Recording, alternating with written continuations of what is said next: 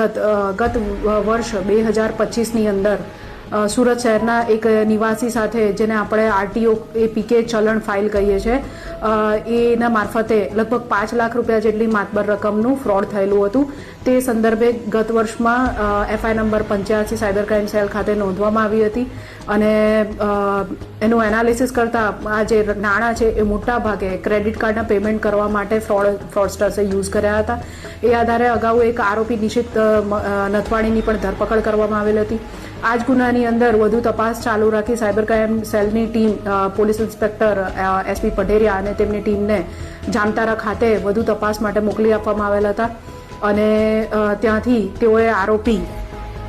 ગૌતમ રાજેન્દ્ર મંડલની જામતારા ખાતેથી હાલ ધરપકડ કરી